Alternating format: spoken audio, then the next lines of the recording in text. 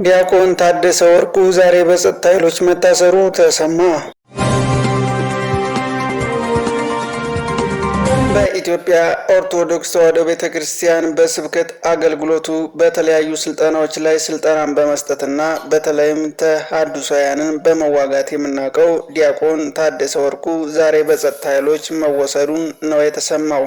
እንደሚታወቀው የቅዱስ ሲኖዶስ ምልአተ ጉባኤ በሚካሄደው ወቅት በተለይም የቅዱስ ሲኖዶስ ዋና ጸሐፊና የጠቅላይ ቤተ ክህነት ዋና ስራ አስኪያጅ በሚመረጥበት ጊዜ ሁሉ ለቤተ ክርስቲያን ይታገባሉ ወንድሞችና እህቶች ይታሰራሉ።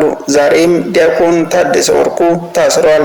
ያሳሰሩት አባትም ሳዊረስ እንደሆኑ ታማኝ ምንጮቻችን አስረድተውናል።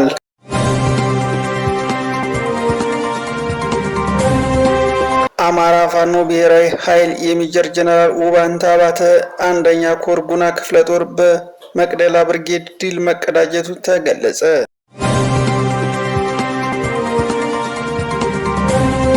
አገዛዙ ጥምር ጦር የመቅደላ ብርጌድን ለመደምሰስ ወደ ቦታው ቢጓዝም በተወሰደበት አጸፋዊ እርምጃ 2 ምርኮኛና 4 ክላሽ መሳሪያን ምርኮ ተደረገ። ከቀኑ 9 ሰዓት የጀመረው አውደ ውጊያ አሁንም የቀጠለ ሲሆን የገባው የጠላት ከፍተኛ የሆነ ምት ማስተናገሩን ታውቋል። በአሁን ሰዓት የጠላት ኃይል በ3 አቅጣጫ ተከቦ መውጫና መግቢያ በማጣቱ ከፍተኛ የሰብአዊና ቁሳዊ ኪሳራ አስተናግዷል ነው የተባለው። የጤና ባለሙያዎች ሙሉ ለሙሉ የስራ ማቆም አድማ መጀመራቸውን ተከትሎ በአዲስ አበባና በተለያዩ ከተሞች በሚገኙ ሆስፒታሎች የሕክምና አገልግሎት መቋረጡ ተገለጸ። የጤና ባለሙያዎች ሙሉ ለሙሉ የስራ ማቆም አድማ መጀመራቸውን ተከትሎ በአዲስ አበባና በተለያዩ ከተሞች በሚገኙ ሆስፒታሎችና የሕክምና አገልግሎት መቋረጡ ተገለጸ።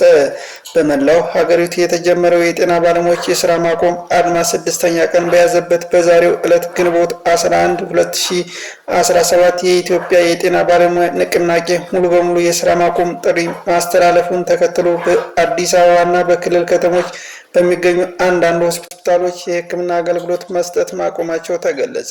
በኦሮሚያ ክልል ሰሜን ሸዋ ዞን ፍቼ ከተማ በሚገኘው የሰላሌ ዩኒቨርሲቲ ኮምፕሬሄንሲቭ ስፔሻላይዝድ ሆስፒታል የሚሰሩ አንድ የጤና ባለሙያ ለአዲስ ስታንዳርድ እንደተናገሩት በሆስፒታሉ የሚገኙ አጠቃላይ ሐኪሞች ሙሉ በሙሉ የስራ ማቆም አድማውን እየተሳተፉ ነው ሲሉም ተናግረዋል።